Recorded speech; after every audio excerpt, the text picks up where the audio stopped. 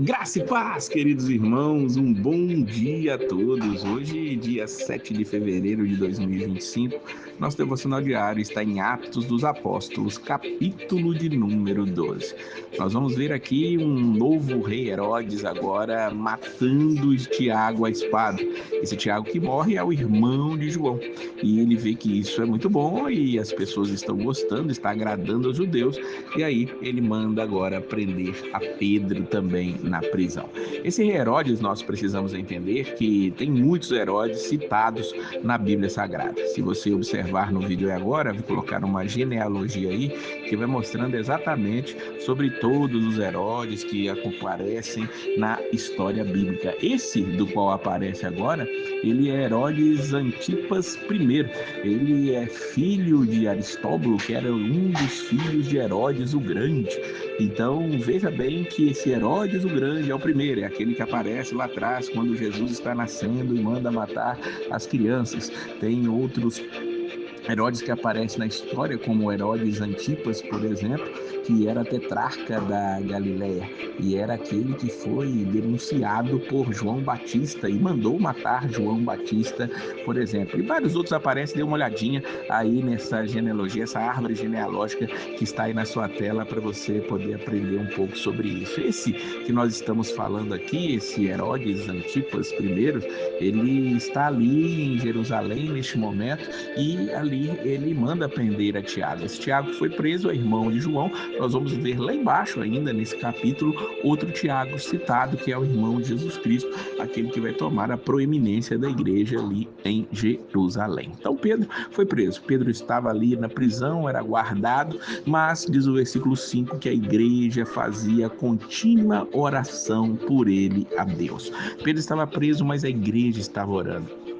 A igreja sabia que Pedro, ali no outro dia, ele poderia ser morto, porque se Tiago foi morto, nada impediria que Pedro também não passasse ali pelo martírio e fosse mais um daqueles que entrariam para o rol dos mortos ali em Jerusalém, daqueles que professavam a fé em Jesus Cristo. E esta oração que a igreja fazia era fervorosa, e Deus ele se move para libertar Pedro e faz algo espetacular. Versículo 7 diz para nós que sobreveio ao anjo do Senhor e resplandeceu uma luz na prisão, e tocando a Pedro na ilharga, o despertou, dizendo: levanta-te depressa, e caíram-lhe das mãos as cadeias.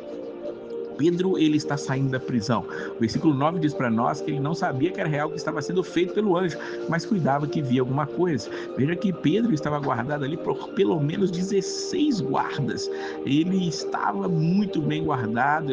O Herodes sabia que Pedro podia ser libertado pelos outros seguidores de Jesus, mas ali eles não fizeram nada, nenhuma ação maior foi tomada a não ser estarem em oração. Quem toma ali a decisão de libertar Pedro é o próprio Jesus Cristo, envia um anjo para que isso aconteça, e Pedro vai saindo, as portas vão se abrindo literalmente para Pedro ir saindo daquela prisão. Diz o versículo 10 que tendo ele saído, percorrer a rua, e logo o anjo se apartou. Então Pedro, tornando a si, disse: agora sei verdadeiramente que o Senhor enviou o seu anjo e me livrou da mão de Herodes e de tudo o que o povo dos judeus esperava.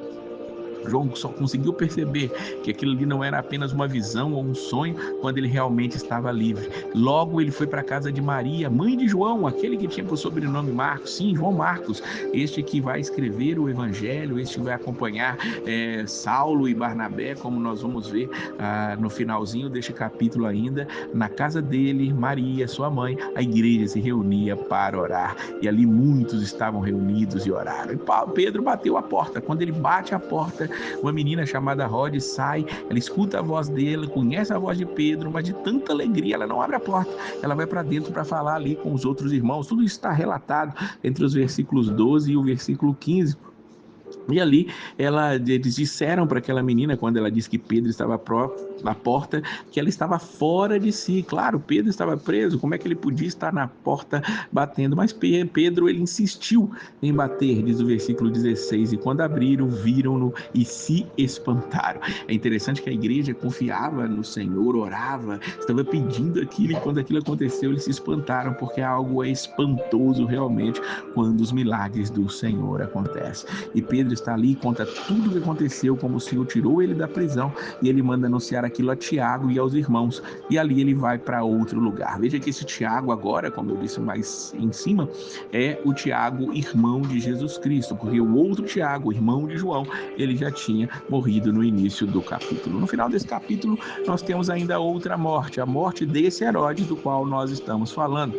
Diz o versículo 20 que estava havendo um problema ali com Tiro, com Sidom, e eles tinham enviado ali algumas pessoas para poderem estar tentando fazer as pazes ali com o rei Herodes. E diz o versículo 21 que no dia designado, vestido Herodes as vestes reais, estava sentado no tribunal e lhes fez um discurso, lhes fez uma prática, e ali o povo estava gritando: voz de Deus e não de homem, voz de Deus e não de homem. Eles estavam ali ovacionando Herodes, porque ele estava falando muito bem, e Herodes começou a se engrandecer, começou a se orgulhar de que as pessoas o achassem ali Deus, e ali foi simplesmente um adendo para a sua morte. Diz o versículo 23 que um anjo do Senhor feriu e ele foi comido de bichos e expirou. Essa foi a morte trágica daquele que matou a Tiago, daquele que intencionava matar Pedro. Foi ele quem morreu, na verdade, porque ali ele estava aceitando toda a idolatria daquele povo que estava dizendo que na verdade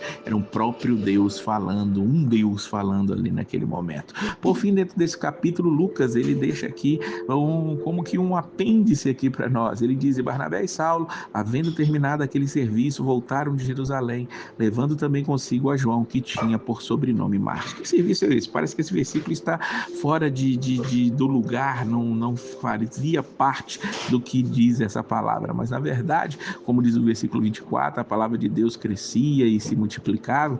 Lembra-se que lá no finalzinho do capítulo anterior, Saulo e Barnabé, eles saíram para poderem levar ali alimentos para ali Jerusalém, porque viria uma grande fome na época de Cláudio, o imperador, e assim estava sucedendo, e eles foram ali para prestar esse serviço, era esse serviço que eles tinham que estar prestando, eles fizeram aquilo, e depois eles voltam para Antioquia e levam consigo Marcos, o que é aquele que tem o nome de João Marcos, aquele que na casa dele a igreja estava em oração. Vemos aqui o trabalhar da igreja. Lucas não deixa esse registro em vão. Nós vamos ver nos capítulos posteriores que esse trio aqui, João Marcos, Paulo e Barnabé, vão fazer grandes coisas ainda no reino de Deus. O que nos interessa aqui é entender que o Senhor ainda continua agindo de maneira miraculosa em nosso meio, que nós possamos ouvir a voz do Senhor e glorificar Ele em todas as coisas. Que Deus lhe dê um ótimo fim de semana e a paz do Senhor.